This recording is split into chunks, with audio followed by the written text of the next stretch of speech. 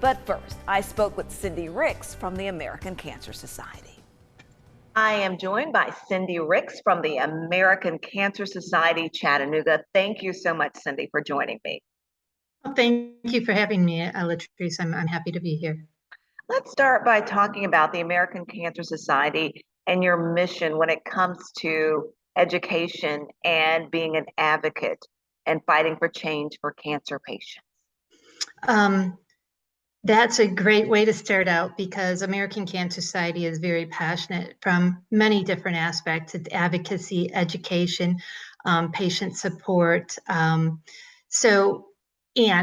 to find a cure for cancer is the main issue here. But American Cancer Society here in Chattanooga, we are here local, and that is one of the missions of the American Cancer Society to show their presence locally, even though they are a national organization. In regards to what we offer all different resources, but when it comes to advocacy, we do go to the state level. And where our fight is right now is really to show support for equality and screening. Because of COVID, the screening part of cancer has really taken a toll on a lot of the patients not being screened during COVID. So now they're taking a really strong stand with the government and as an advocate for different ways that we can provide that screening at no charge, and especially when it comes to lung and prostate cancer. And of course, because we know that those are cancers, when you start talking about those that, like so many other things, caught in the advanced stages, the outcome is not very favorable. But when you catch it early, you have a much better chance. So, and that's something that's so important because through COVID, well, we were focused on that as we should have been. But then a lot of people put things on the back burner, like you said, like their cancer screenings and other things.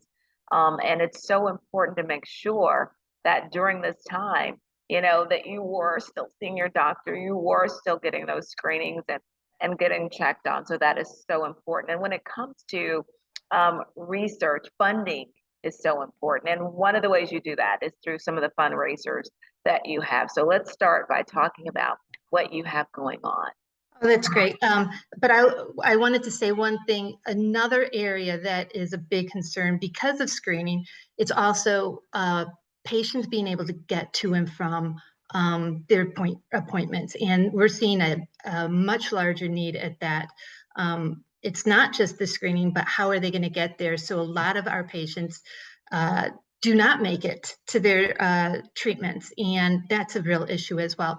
So that's a great segue to go into our big gala. Is our November 5th, and that is our largest fundraiser that really supports our community when it comes to transportation, when it comes to local resources, with our Road to Recovery and our just our overall cancer support.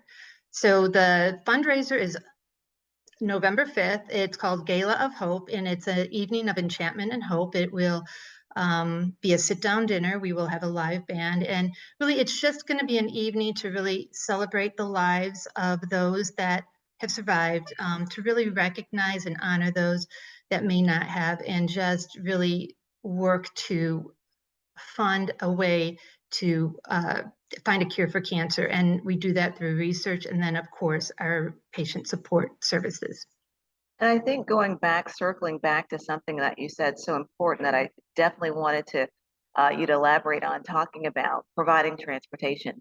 And we don't think about a lot of times that these patients who need these life-saving treatments and need to get to these appointments as a matter of life or death, don't have a way to get there. And again, that is why things like this event, like the Gala of Hope, they're so important in our community, because you want to make sure that obviously transportation certainly is not an obstacle for anyone. Absolutely.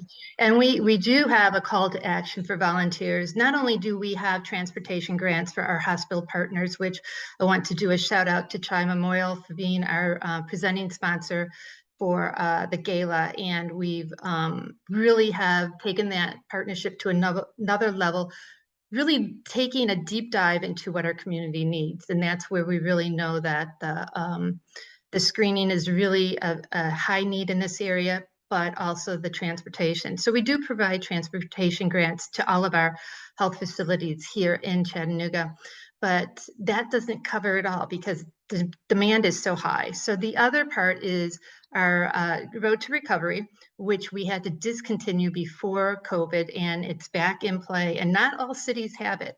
So we're very fortunate that Chattanooga is back on the rebound for that, but we have to have volunteers, and those volunteers have to go through training, but that's a huge call to action for us to find these volunteers to do some of the Road to Recovery transportation for us.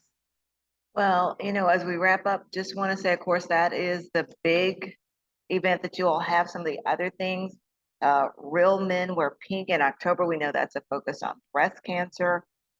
Then also November 19th and 20th, a pickleball tournament. So some other activities definitely coming up that people want to stay tuned for. And again, thank you so much for your time, and we certainly do appreciate it. Cindy Ricks with the American Cancer Society. Thank you so much, Latrice. I appreciate being here.